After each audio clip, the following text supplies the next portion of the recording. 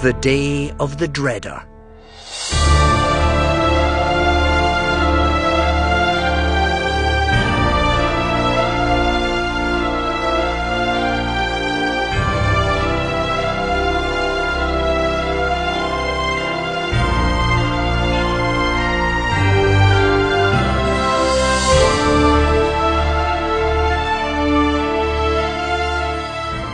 Warning. Any relationship to any historical fact whatsoever is entirely coincidental. You have been warned.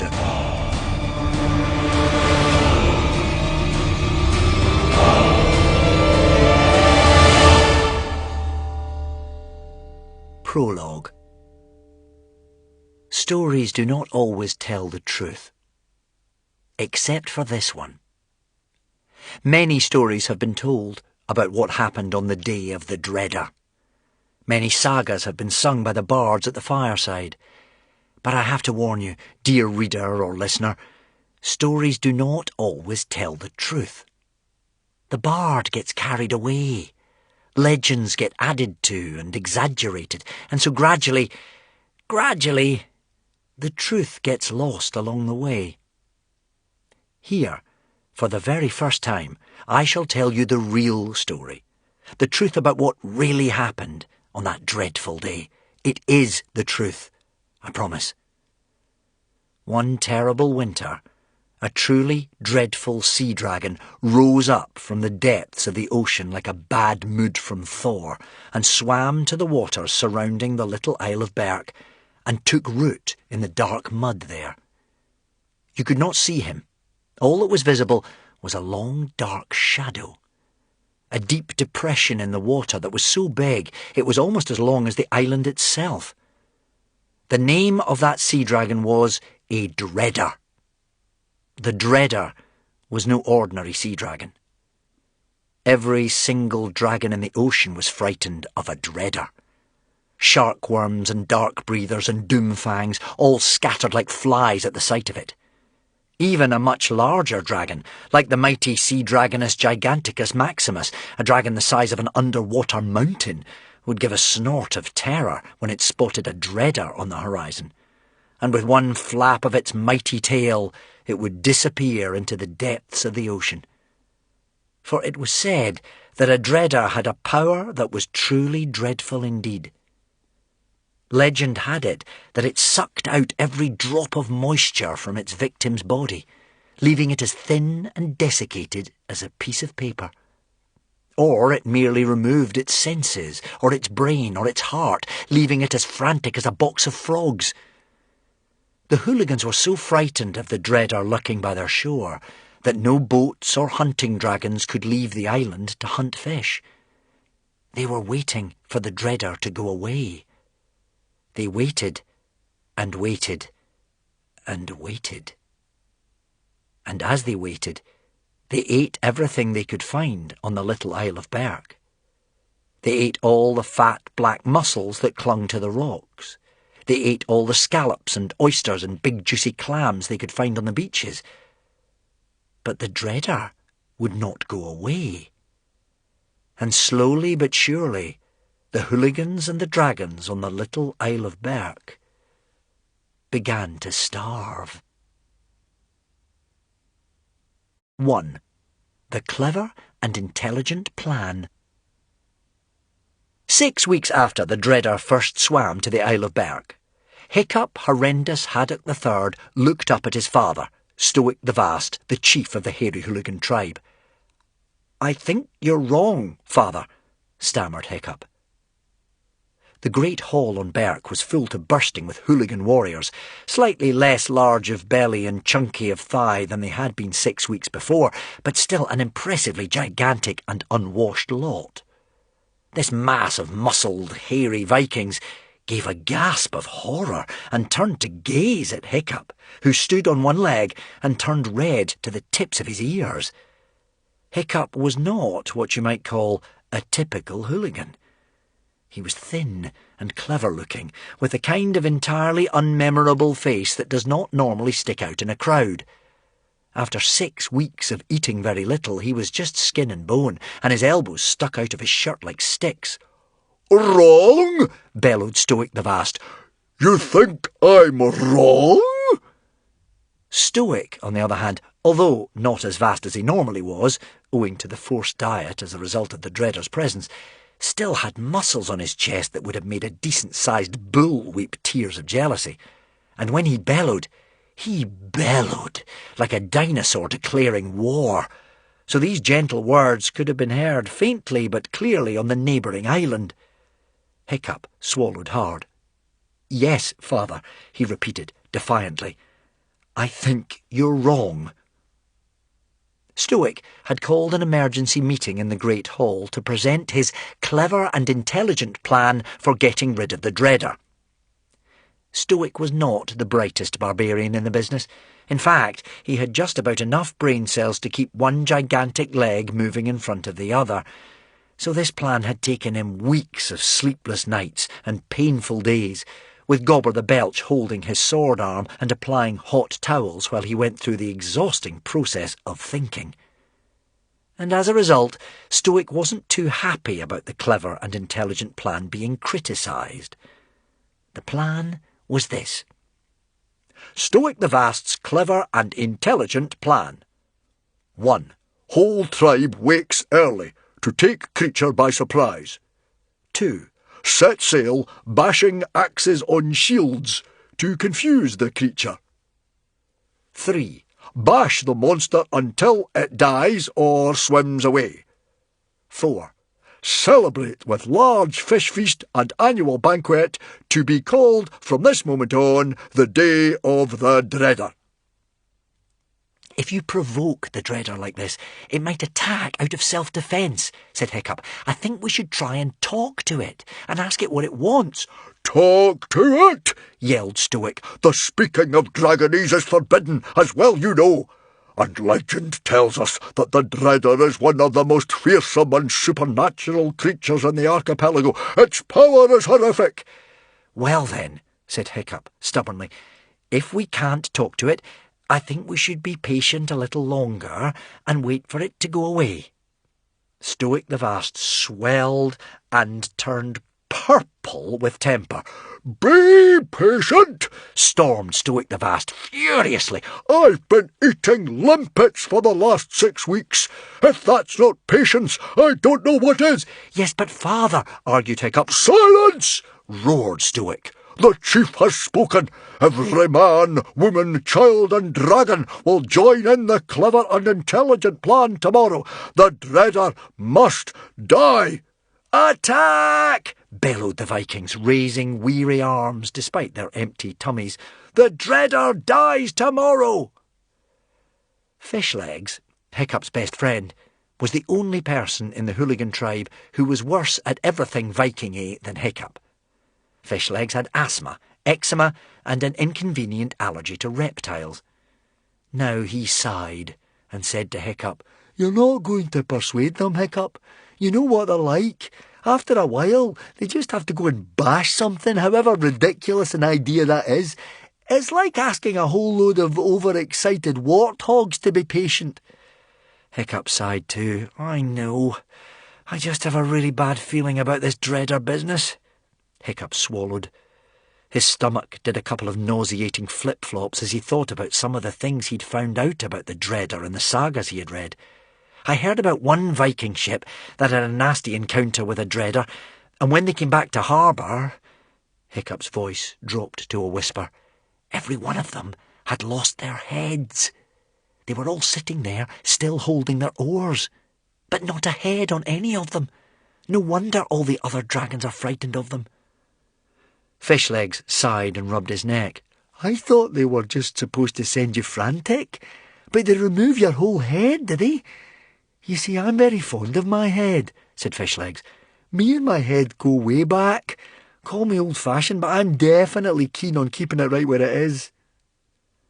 Up in the rafters perched the hunting dragons, large as crocodiles, their ribs showing through their thin skin, their eyes watching the cheering Vikings down below. There were slitherfangs, gronkles, monstrous nightmares, a multitude of dragon species. Who will win the day tomorrow? Thought the dragons. Whoever it is, we shall get fed at last. Dragons, you see, are only faithful to their human masters up to a certain point. And the dragons were hungry too. Dreaders. Statistics. Fear factor, 10. Attack, 10. Speed, 9. Size, 10. Disobedience, 10. Dreaders are one of the most feared sea dragons in the archipelago. Great white sharks and killer whales flee like flies at the first hint of a dreader in their waters. Even the mighty blue whale is frightened of a dreader. It is said that the dreader sucks every drop of moisture from its victim's body, leaving it as thin as a piece of paper. Or the dreader removes the head or heart or senses of the victim, leaving it as frantic as a box of frogs or a lifeless lump of flesh. 2. Who is the boss? Later that evening, when Hiccup returned home, his father was furious with him. "How dare you question me in public, Hiccup?" yelled Stoic, "criticising my plan and banging on about talking to the dreader when everyone knows that the speaking of dragonese is forbidden. Not only is it disloyal to me, it is dangerous. You will be chief one day and you can't have them thinking you talk to dragons. It's not allowed, and well, it is a little weird." Hiccup looked miserable. He was always trying to please his father, and somehow he never seemed to. "Promise me you will not try and talk to this monster," ordered Stoic. "I don't want you getting too close to it." Hiccup mumbled that he promised. "And another thing," roared Stoic. "Who do you think did this?" Stoic held up the chewed remains of a sword belt. Uh-oh. Hiccup's hunting dragon, Toothless, was hiding guiltily under the table. Toothless was the smallest, cutest, most wriggly common or garden hunting dragon that anybody had ever seen before or since. He was also the naughtiest. Muttered Hiccup. "Mice?" he suggested hopefully. "This was not mice. Those are the gum marks of the fang-free dragon," yelled Stoic. "Your dragon, Hiccup. And I suppose you're going to tell me that those flame-breathing mice have set fire to my priceless spear collection as well. That dragon of yours is completely out of control," screamed Stoic the Vast. "If he's not chewing things, he's burning my underpants. There are scorch marks all over this house. You have to show him who's boss, Hiccup. Show him who's boss." And Stoic the Vast reached under the table with his big fat arm, and he caught Toothless by the leg and sat him on the table. "Now listen to me, Juiceless, or whatever you're called," yelled Stoic firmly. "The next time you burn something or chew something, I will throw you out of this house forever. Do you understand me?" "You see, Hiccup," explained Stoic, "it's perfectly simple. I am your boss, so I think up the clever and intelligent plan, and you do as you are told. And you are the boss of Toothless, so you tell him what to do, and he does it. Now, I'm going to need an early night if I'm going to bash up that dreader tomorrow." And he gave a gigantic yawn and stomped off to bed. Hiccup looked at Toothless reproachfully. "You have to stop being so selfish," said Hiccup. Hiccup was speaking to his dragon in dragonese, for Hiccup was one of the few Vikings before or since who have been able to speak this fascinating language. "But Toothless was hungry," whined Toothless. "Was Toothless's tummy's fault. He told Toothless it was so empty and Toothless felt sorry for it." Hiccup sighed. "We're all hungry, Toothless. It's so hard looking after you if you won't do what you're told. You know the rules. They're all written up on your star chart. No chewing my father's stuff." "Okay."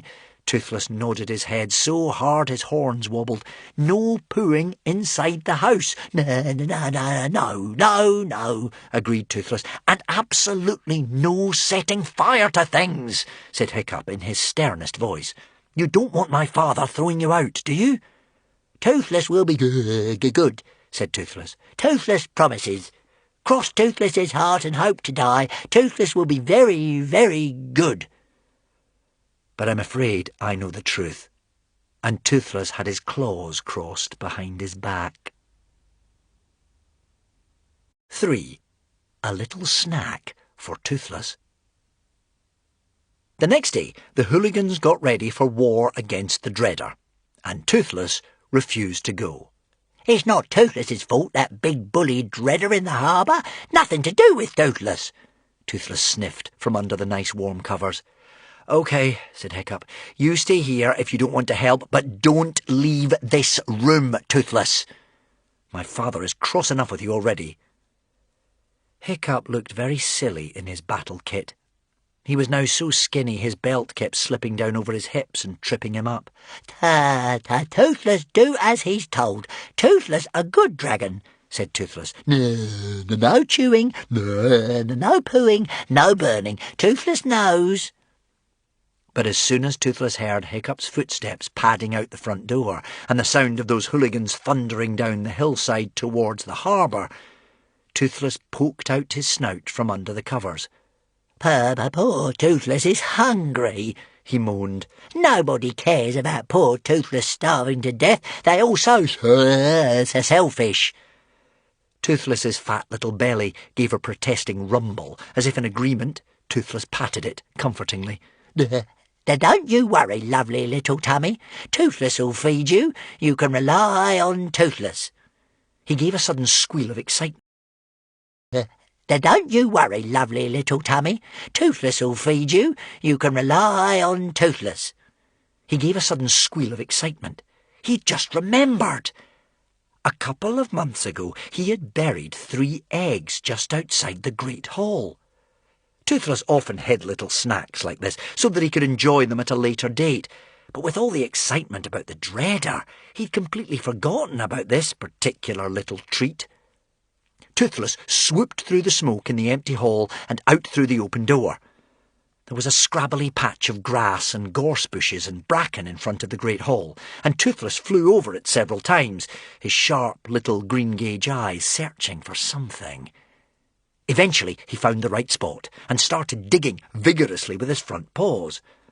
The ferns shook fiercely for a couple of minutes, mud spraying upwards like a dirt volcano, until Toothless unearthed 3 large eggs, a beautiful lime green in colour and lightly speckled with pale brown freckles. Toothless licked his lips with his forked tongue, mouth watering already. Food. There was nothing Toothless liked more than a delicious egg. Boiled eggs, fried eggs, coddled eggs, you name it. Toothless liked them any way at all. But Toothless was particularly fond of a baked egg, cooked for just long enough that the yolk was still runny, but the white was firm and scrumptious. Toothless began to roll the eggs towards the open door of the great hall, using the end of his snout and his wings. It was quite tricky rolling 3 of them at once, as they tended to go off in opposite directions, and he had to be very gentle for fear of cracking them. Once he'd got them through the front door, it was easier, for the great hall had a smooth dirt floor just right for rolling. Triumphantly, Toothless rolled the eggs over the floor, and 1, 2, 3, right into the ashes of the fire smoking on the hearthstone. Then, cooing with greed, he tenderly scooped the ash over them with his wings, so that they were completely buried in the hot grey dust. Toothless's skin, like all dragon skin, was fairly fireproof, so he could do this without hurting himself. Chirruping with satisfaction and drooling with excitement, Toothless perched on one leg on top of the meat spit to wait for them to cook, blinking fondly at the little mounds in the ash. 4. Is there such a thing as a haunted egg? After about 2 minutes, something strange happened. The ash around the eggs turned lime green, and the eggs themselves began to shake, and one of them shook so hard that it wobbled itself right out of the ash and rolled onto the floor again. Squeaking with alarm, Toothless shepherded it back into the ash again, muttering, "No, not ready yet, you're not ready." But no sooner had he got one egg safely back and buried in the ash, than another rolled off in a completely different direction. Squealing and baffled, Toothless swooped after one and then the other, scooping them back into the fire with his wings, like an anxious mother hen with her disobedient chicks. But they kept on rolling out again, and before long Toothless was out of breath and indignant and covered with ash. Finally, he manoeuvred one of the eggs all the way back from the other side of the room for the 5th time and buried it lovingly next to its fellows. And there was a brief moment when all three lay still, as they should be. There, said Toothless, with a grunt of satisfaction, and all three gave a violent tremble at the same time, as if they were in secret communication with one another, and rocked fiercely out of the firebed, bowling around the room in wild, wandering circles. Toothless sat down heavily in the fire, in his bewilderment putting out the last remains of the flames with his bottom. He followed the wild progress of the eggs with his eyes as they looped erratically around the dust of the great hall, gathering speed as they went. What's going on? Squeaked Toothless. Stay here and do as you're told. Food shouldn't run away like this. It should stay still and let itself be cooked. Like any self-respecting sausage or carrot, it shouldn't be running around the room as if it had a mind of its own, weaving its way through the chair legs and generally showing off.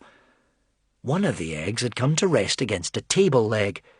Crouching down low, Toothless stalked the egg slowly, as if it were prey. The egg did not move. Feeling braver, Toothless edged a little closer. The egg remained motionless. Toothless froze, ready to pounce, whiskers quivering faintly, every muscle tense.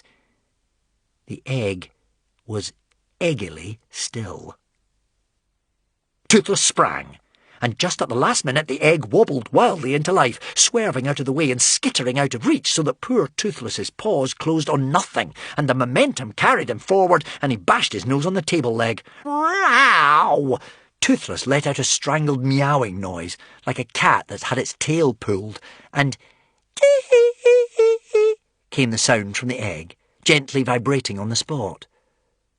Toothless could have sworn it was tittering. Muffled giggling noises came from the 2 other eggs on the other sides of the room. Now, poor Toothless was thoroughly terrified. He stuck his tail between his legs and whimpered pathetically.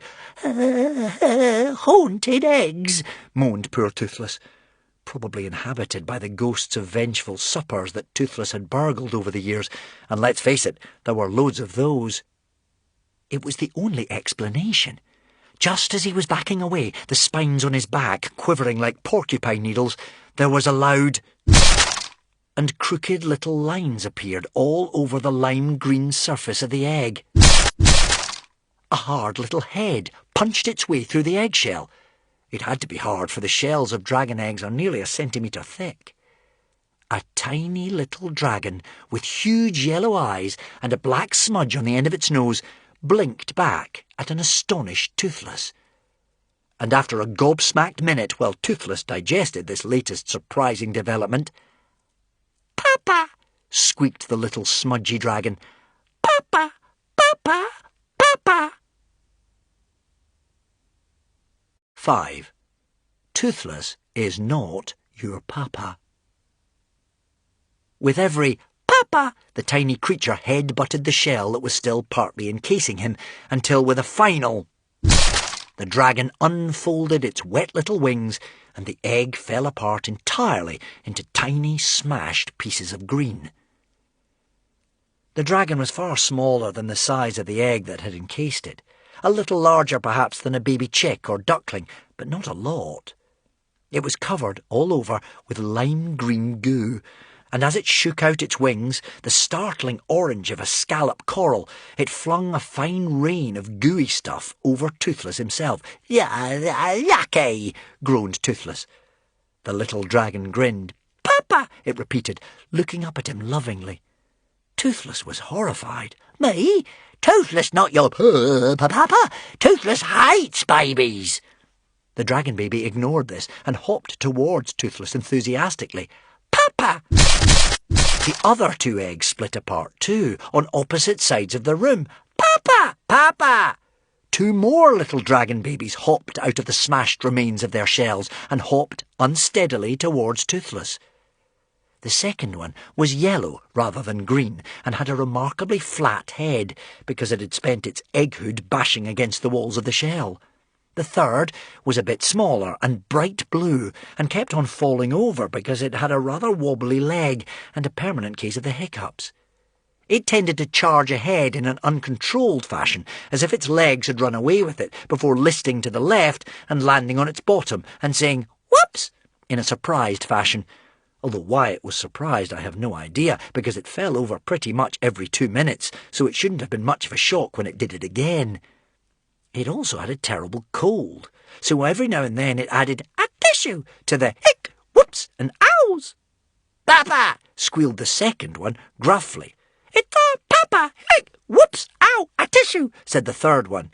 Toothless, not your papa, said Toothless firmly, but backing away nonetheless as the little creatures rushed towards him in a flurry of green goo. Toothless not like babies. Babies is yucky and wet and ever so soppy.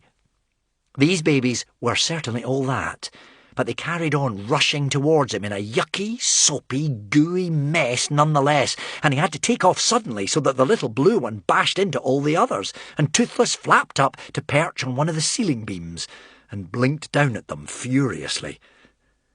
They couldn't yet fly, so they couldn't follow him. They just leapt up and down, cheeping and clicking furiously.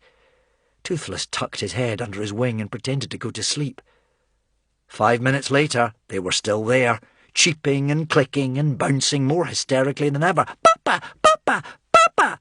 Oh, fish hooks! Toothless would never live it down with the other dragons if he kept on being followed about by soppy little dragon babies. "Go away! Toothless not your papa! Toothless just tried to eat you!" "Toothless could still eat you!" Toothless shouted down from the roof beam. In fact, Toothless ate pretty much anything, but even he drew the line at baby dragons who thought you were their father. However, from Toothless's perch he had a great view out of one of the high windows. Through the window he caught sight of a red dragon flying towards the house, still some distance away. Fireworm. Fireworm would take care of the problem. You see, Fireworm was a monstrous nightmare and did not suffer from any of Toothless's rare qualms of conscience, and she would gobble up 3 insufferably cute little dragons in less time than it took a dragon to scratch its own ear. The cuter the better, as far as Fireworm was concerned. Toothless grinned. She was definitely flying their way, probably hoping that Stoic had left some titbits over from breakfast. Toothless settled down more comfortably on the roof beam to wait for her to show up. It wouldn't be his fault if Fireworm decided to eat them, would it? The moment that Fireworm set eyes on those babies, they would be doomed. 6. The terrible power of the Dreader.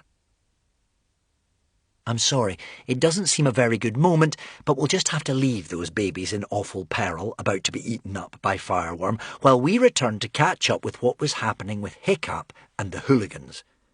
Because they were in trouble too, you see. Dreadful, ghastly trouble. Trouble too nasty to even think about, let alone tell. The hooligans were aboard their ships, and the ships were already out in the bay, carrying out Stoic's clever and intelligent plan. They were advancing on that great, grim, underwater shadow, banging on their shields with their axes to shoo away this terrible beast. Even the bravest of the hooligans, magnificent warriors like that gormless, muscly giant Gobber the Belch, were terrified and white to the lips.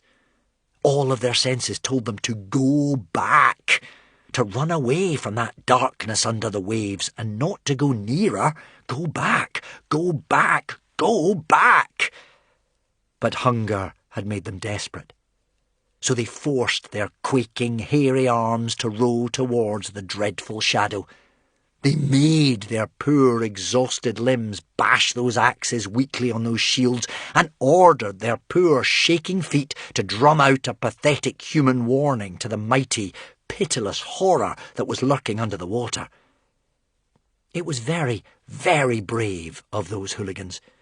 It was also extremely foolish. Hiccup and Fishlegs were aboard Stoic's ship, the Fat Penguin. Fishlegs was trembling all over, his legs shivering uncontrollably, as if he'd caught some feverish plague. He had his eyes closed in the useless and pathetic hope that if he couldn't see what was happening, maybe he wasn't really there. He tried to bash his axe on his shaking shield, moaning, "Oh, this noise really isn't helping my headache one bit." Fishlegs laughed, but the laugh grew out of control and became very high-pitched. "What's going on, Hiccup? Has the dreader sucked out anybody's heart or removed their head yet?" "Not yet," replied Hiccup cautiously.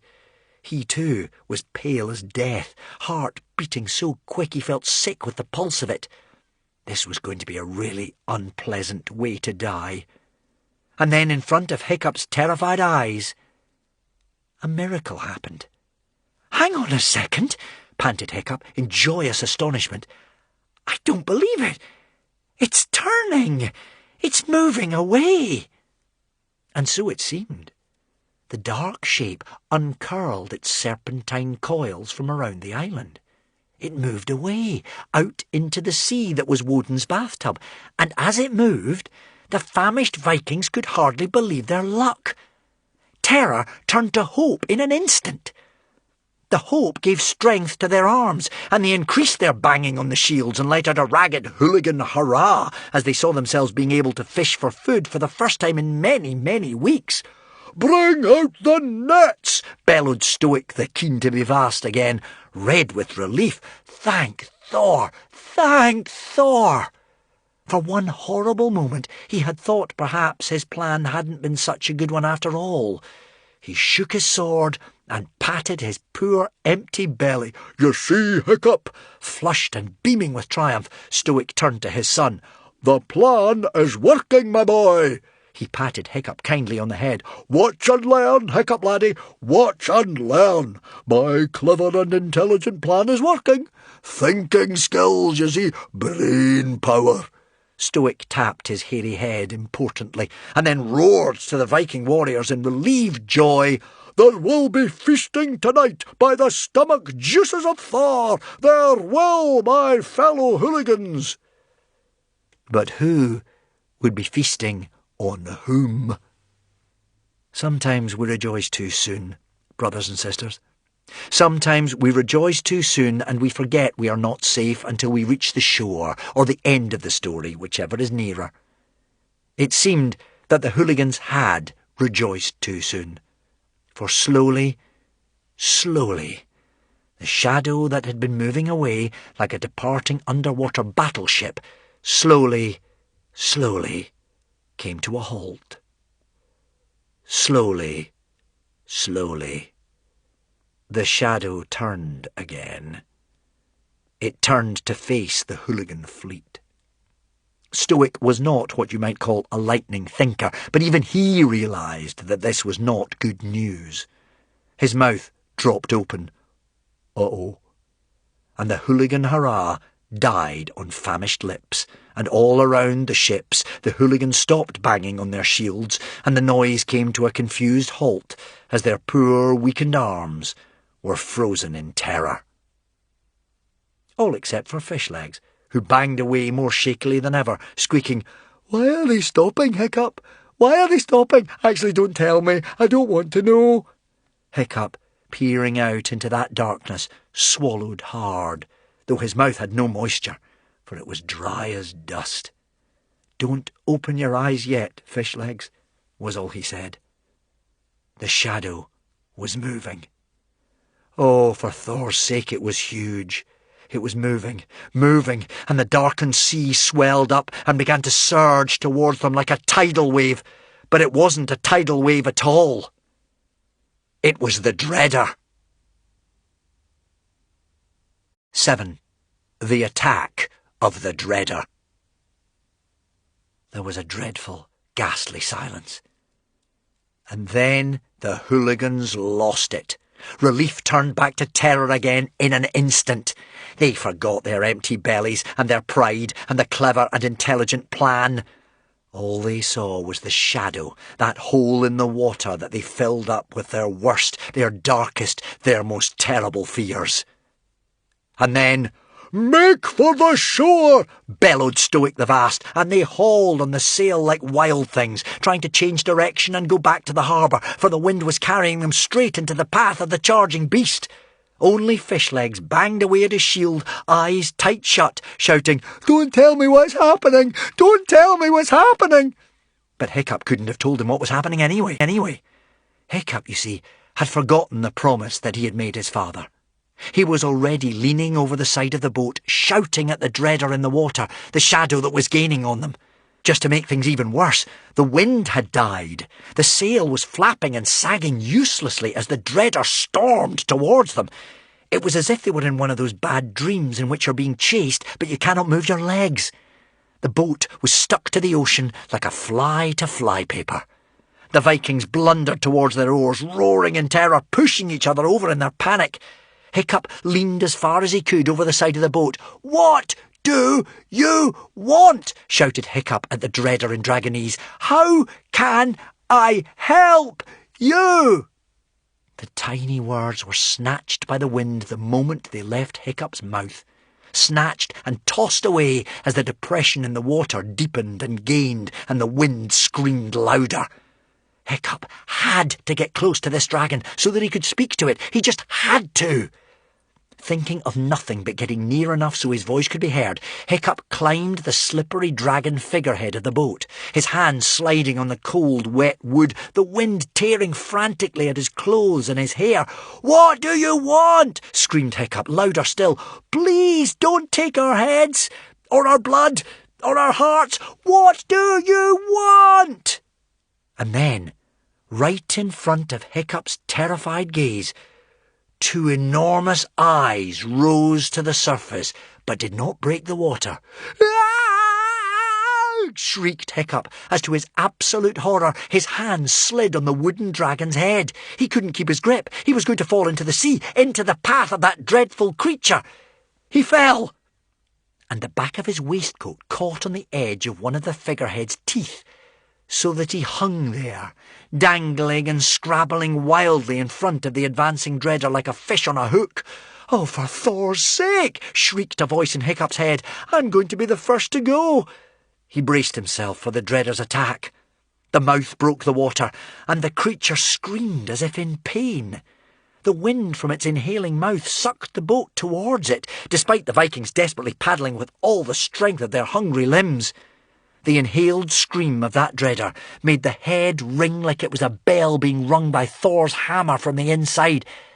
But it seemed to Hiccup like the weird, terrible scream contained half-formed words in a very ancient Dragonese indeed, and the words were, "You stole my future." Maybe that was what the words were, and maybe that wasn't. They were so unformed it was hard to say. But on the final shrieking syllable, the sucking in ceased, and the creature exhaled, and Hiccup's last thought was, "Here we go. The dreader's going to use its power now." And there was a truly ear-splitting noise. A horrible, choking yank at Hiccup's neck. "I'm going to die," thought Hiccup. And everything went black. 8. Dragons are selfish. Don't you know that? Now, I'm afraid this doesn't seem a good moment to leave Hiccup either, does it, given that he's about to die? But we just have to catch up with those cute and helpless dragon babies whom we left moments away from a messy death in the jaws of Fireworm.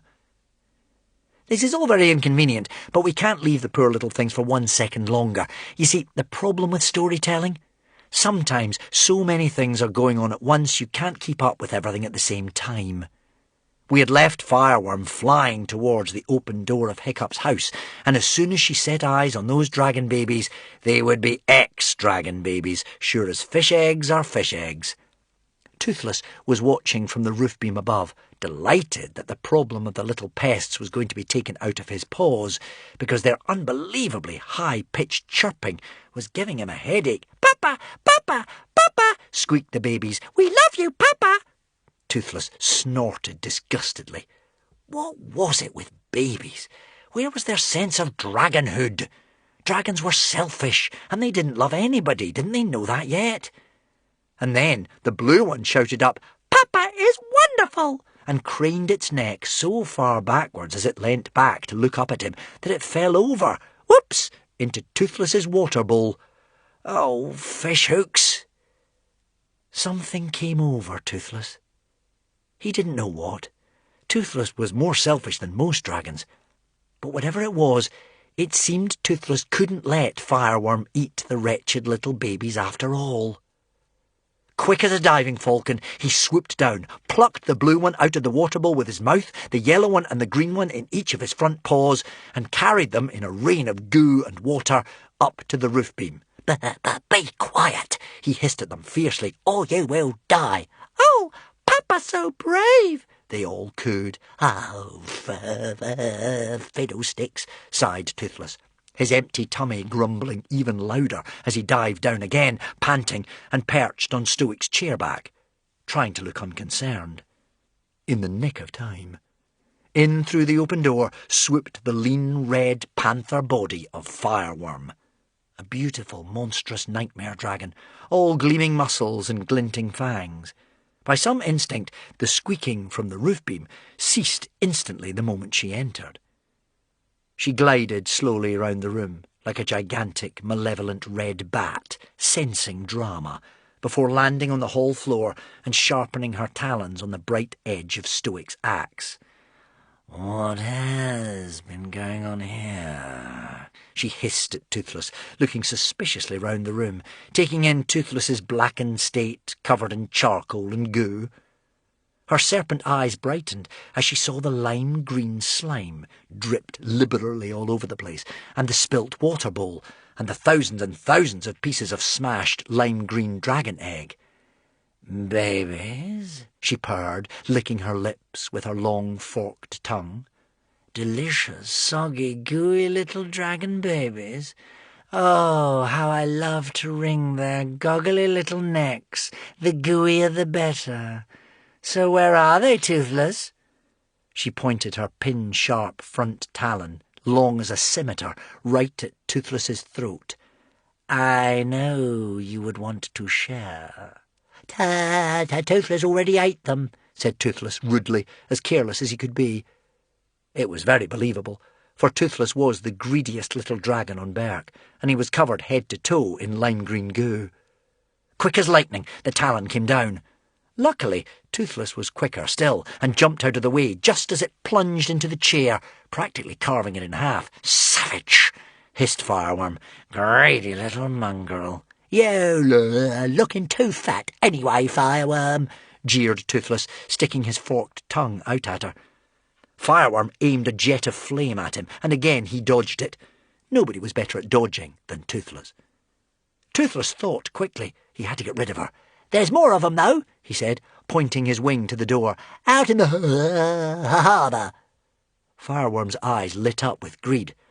"Watch your back, you inflated little flying toad," she warned Toothless nastily as she flew swiftly out the door to look for more delicious little dragon babies to eat. Toothless heaved a sigh of relief. She was gone. But Fireworm had only just left when the first baby fell out of the hiding place. It made no attempt to fly, just hit the floor with a sickening thud. Screeching with alarm, terrified that it must have broken something, Toothless swooped down to it.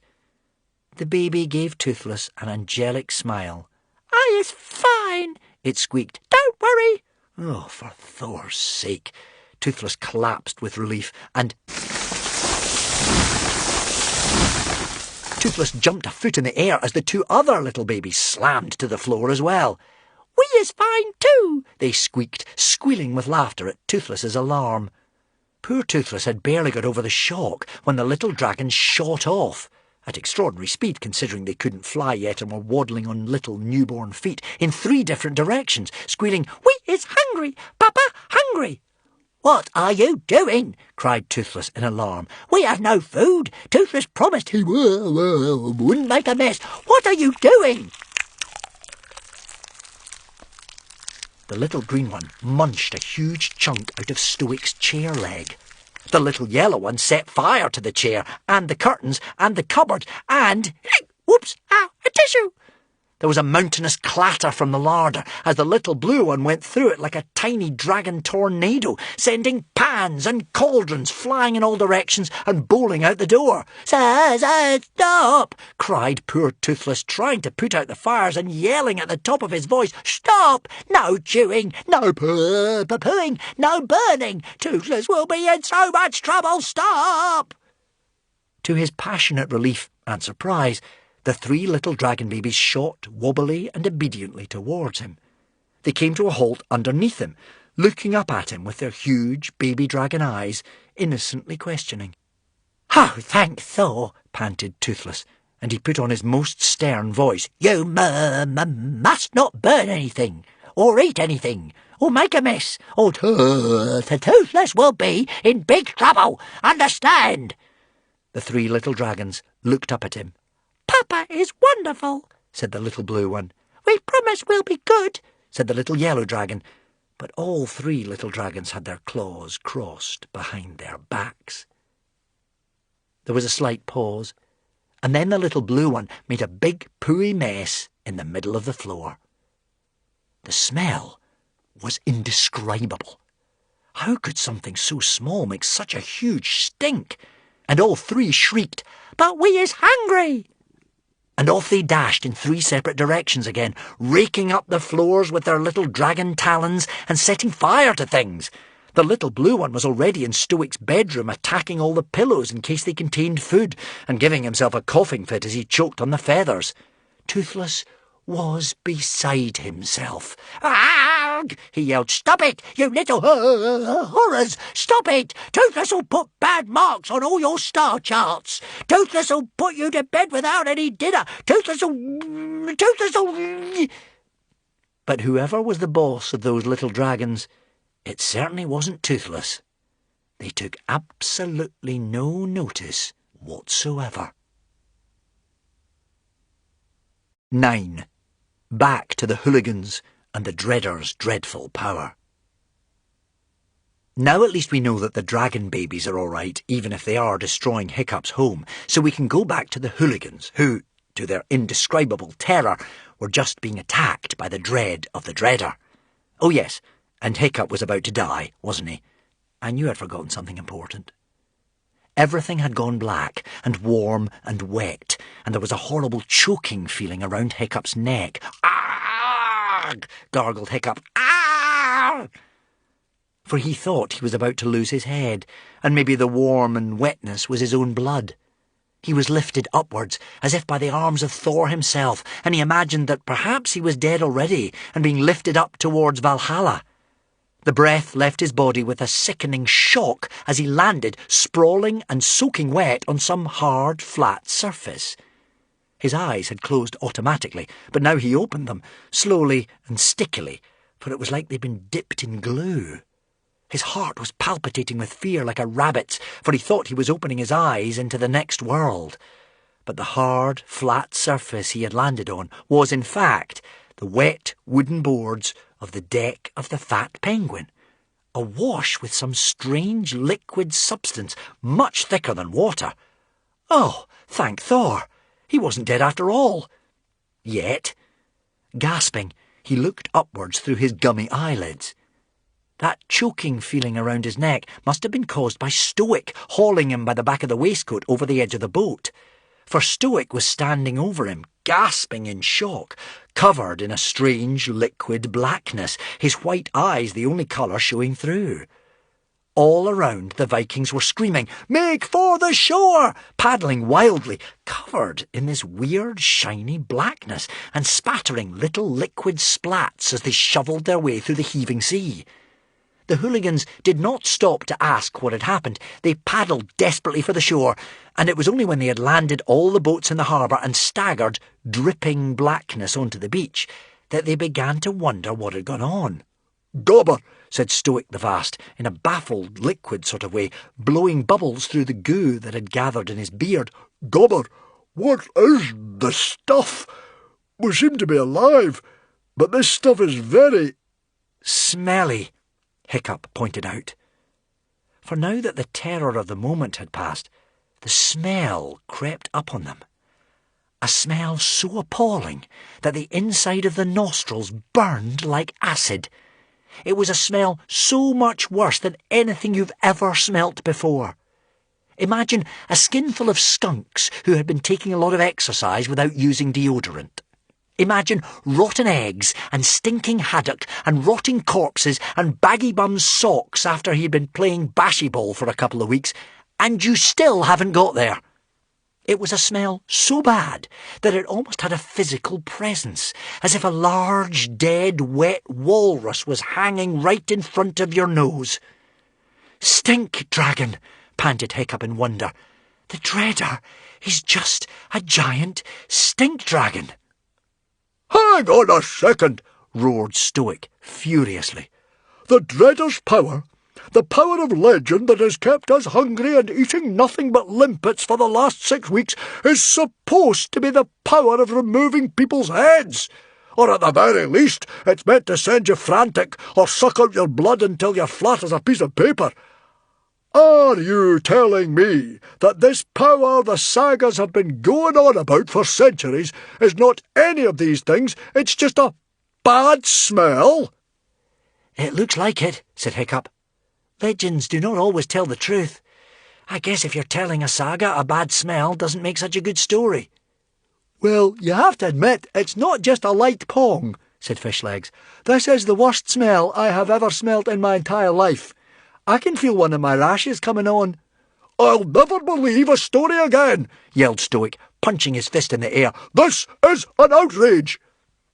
For a moment, it looked like Stoic would explode, which would have been a messy business, what with all that yucky, smelly black stuff all around. But instead, his shoulders began to shake.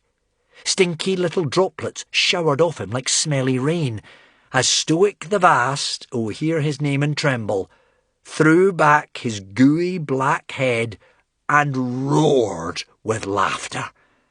And then all the other hooligans joined in, laughing fit to bust a gut, smelling to high heaven. No one can laugh like a hooligan can laugh. Great, gusting belly laughs, even when those bellies are empty.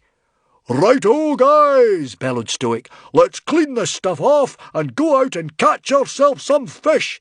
"Yes, but father," argued Hiccup, "the Dreader is still out there, and he's still gigantically enormous, even if his dreadful power is only the power of Pong." Stoic was suddenly serious again. "Yes, you're right, Hiccup," he said, scratching his head and frowning. "This calls for another of my clever and intelligent plans." Hiccup sighed. It could take weeks while the wheels of Stoic's brain moved infinitely slowly to come up with something as ridiculous as the last clever and intelligent plan. But Hiccup had more urgent problems. For out of the corner of his eye he could see flames shooting upwards on the hillside, right in the heart of the hooligan village. His father's house was on fire. Toothless! Oh, for Thor's sake, what had Toothless done now? As everyone else jumped in the harbour, trying to scrub off the smelly stuff,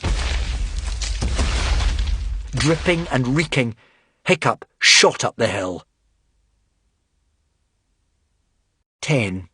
Having your own pet is a wonderful thing, of course.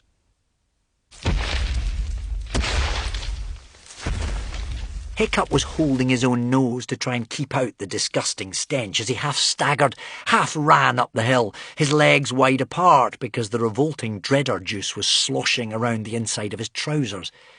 Bits of ferns and heather stuck to the stuff as he fell flat on his face and staggered to his feet and flung open the broken door of his father's home.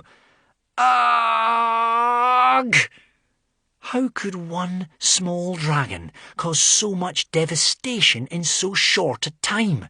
Furniture, crockery, weapons smashed, tables in flames, kitchenware scattered across the length of the room. It was as if a gangload of fire-eating berserkers had been charging around the place on rhino back. "Toothless!" howled Hiccup, without really expecting the little dragon to reply. But Toothless swooped down from the rafters in passionate relief, only just stopping himself from landing on his master's sticky black head in time. Toothless was in tears. "They won't do anything to Toothless says," wailed Toothless desperately. "What are you talking about?" screamed Hiccup. "My father is going to kill us, and then he'll throw you out, and then he'll kill me again, and he was in such a good mood." Toothless pointed a tragic wing downwards. "They did this. They chewed everything, and they set fire to everything, and they pooed everywhere, and they wouldn't listen to Toothless, and it's all their fault." Blinking through the stinking dreader goo, Hiccup looked down at his feet. 3 tiny little baby dragons were sitting in a row. 1 green, 1 yellow, 1 blue. "Where did these dragons come from, Toothless?" asked Hiccup, in a bewildered sort of way. "Ah," Toothless looked guilty. Toothless found them. They hatched from some eggs that turned up. Toothless was just out in the open ocean a couple of months ago, you see, and he found this little island, and these eggs were just lying there. Didn't seem to belong to anybody." "Toothless, I keep telling you not to steal dragon eggs. You never know what type of dragon they might be," exploded Hiccup. Now the little dragons turned into little, hissing, spitting demons as they rushed to defend Toothless, who they thought was their father, against this horrible great big human who was being mean to him. "Be nice to Papa," spat the green one. "Papa is wonderful," said the yellow one, and whoops, a tissue, said the blue. And he opened up his little blue dragon mouth, and he inhaled with a little sucking noise, and then he exhaled, and out shot a little shower of black liquid. It missed Hiccup's right foot by some distance. The smell of it was extraordinary. How could something so tiny make a pong of such indescribable awfulness? A smell of rotting corpses, of stinking eggs, of dead wet walrus hanging in front of your nose. Aha! Suddenly, everything fell into place. Those eggs had just been lying there, had they? Somewhere out in the open ocean. Hiccup bent down, scooped up the 3 little dragons in his arms, and shot off down the hill. 11. It's a Mystery. Down the hill, Hiccup ran, with the little dragon shrieking and biting and squealing, "Papa, save us! Papa, save us!" all the way down. Hiccup ran past the roaring, laughing hooligans, still trying to scrub off the smell in the harbour. Into the hopeful Puffin, Hiccup jumped, and he wrapped the little dragons in his dripping waistcoat to confuse them, and set the sails out to the dark shadow beyond the harbour. He sailed out to where it was waiting, and then he shelled the oars and drew out the little dragons, who bit him furiously. "Papa, save us! Papa, save us!" "Here," said Hiccup, "this is your real Papa." And he dropped them, 1, 2, over the side. The third, the little blue one, had got a tight hold of Hiccup's trousers with his little jaws, and Hiccup had to work them free. And then he dropped him over the side as well, with a whoops, They swam instantly under water. A flash of yellow, green and blue, and the dark shadow shimmered under the water, and they were gone. Hiccup could not see what was happening. No doubt explanations were going on under the water, but nothing could be heard. There was silence. Toothless was hovering over Hiccup's head. "What are you doing?" he squeaked, furious, outraged. "The dreader is out there. The dreader will get them." "The dreader is their Papa," explained Hiccup sternly. "Or parent, anyway." No!" exclaimed Toothless. "Where did you find those eggs, Toothless?" "Those were the dreader's eggs, and who could blame it if it came looking for its eggs? I've told you and told you, Toothless, not to go stealing eggs, and now you know why." Toothless denied everything, swore he had come upon the eggs entirely by accident, but both he and Hiccup knew the truth of the matter. And then, far, far out in the bay, way, way in the distance, as it swam to the open sea, the gigantic form of the dreader launched itself out of the water. It was just a glimpse of this creature that never allowed itself to be seen by man. But what a magnificent sight it was! Impossibly huge, a breathtaking green, not dreadful at all. Hiccup caught his breath at the wonder of it. And was it Hiccup's imagination, or was the flipper raised in a sort of salute? And was that 3 little specks diving after it, squeaking joyously? On the wind, the faint words in ancient dragonese, "Thank you." Toothless sniffed. Toothless'll miss them. They're smelly and naughty, but so cute. How can little dragon babies that cute grow up to be big scary dreaders? "I don't know, Toothless," said Hiccup, shaking his head. "It's a mystery." Hiccup sailed the hopeful Puffin back to the harbour and called out to the hooligan warriors, who had done the best they could to wash themselves, to say that the dreader was gone. "Excellent!" boomed Stoic the Vast, rubbing his hands together, deeply relieved he didn't have to do any more of this brain work. "I knew that my clever and intelligent plan would work, and now I don't have to come up with another one. Watch and learn, my boy, watch and learn. It'll be a fish feast for supper then, guys." And off the hooligan warriors set, thinner and tireder, and a great deal stinkier than normal, but as happy as anything at the thought of a limpet-free fish feast. "And now, Toothless," said Hiccup in his sternest voice, "hopefully my father will be in a better mood when he's got some food inside him, but still, you and I are going to tidy up what's left of that house before my father gets back." Toothless thought for a second. He put his head on one side. "Well," said Toothless in the voice of a martyr, "this wasn't the Toothless' fault. None of this is Toothless's fault. Was all those dragon babies—" "Toothless," interrupted Hiccup in exasperation, "this was all your fault, entirely, from start to finish. If you hadn't stolen those dreader eggs, the dreader wouldn't have followed us, and nobody would have been hungry, and—" Toothless ignored him in a lofty way. "And Toothless is tired, got a tummy ache, want to go fishing." "I don't believe this," said Hiccup. "But," said Toothless, considering the matter, "Toothless is not a bad dragon like those dragon babies. Toothless a good, kind dragon, helpful, thoughtful. Toothless shall help the mean master this time," he said kindly, "until Toothless's wings start hurting." Epilogue. Well, Toothless did help Hiccup clear up that time. If you call helping flying around looking busy and tripping up Hiccup 3 times by accident.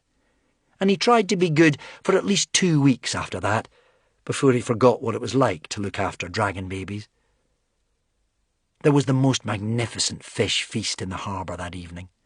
Nobody even bothered to go home first. They just dumped the fish they'd caught on the rocks and built a fire right then and there and ate until they were as full as fat walruses. And then, oh, what dancing and celebrating there was under the stars that night. Stoic was in such a good mood that he barely even noticed the remains of the destruction when he returned to the house. Even he, however, could not fail to notice the next morning the half-burned table and the remains of the door.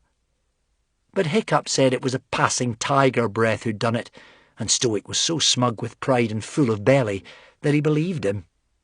As for the stinkiness, well, I'm afraid such was the stench of the dreader juices. The entire Isle of Berk reeked like dead haddock for at least a month or so afterwards. But even that had its upside. The ugly thugs came creeping across in the dead of night on a deer-rustling raid on at least 2 occasions, and had to turn back when they came too close, on account of some of their younger warriors feeling thoroughly ill at the pong. Stoic never ate limpets again, and he never forgot his clever and intelligent plan. He had fish legs write him a small saga called The Day of the Dreader, which exaggerated everything terribly. Fish legs called the saga The True Story of What Really Happened on the Day of the Dreader. Fishlegs gave the dreader every single terrible power he could think of. He added at least another foot to Stoic and gave him a long curling moustache as well. According to the saga, Stoic not only had the brilliant shield-bashing plan, he also fought the dreader in hand-to-hand combat and circled the Isle of Berk twice while holding on to one of the dreader's tail fins. So here we are at the beginning again. Stories do not always tell the truth. The bard gets carried away. Legends get added to and exaggerated, and so gradually, the truth gets lost along the way. Stories do not always tell the truth, except, of course, for this one.